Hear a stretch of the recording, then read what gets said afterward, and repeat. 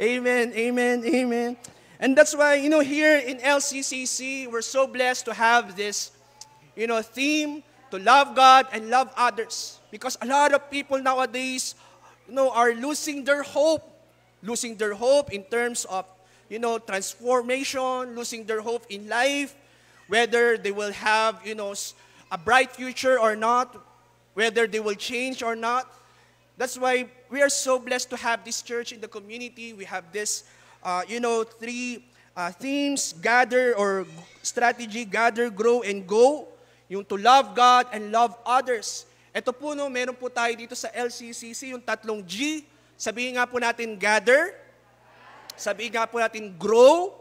Sabihin nga po natin go. Ayan, ibig sabihin po ng gather, pagsama-sama po tayo in Tagalog. Gather means sama-sama. Grow, ibig sabihin po tayo'y lumago. At pag tayo'y lumago, tayo po ay hahayo.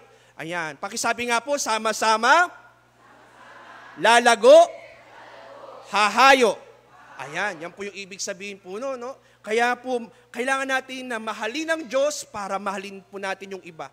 Can we say amen?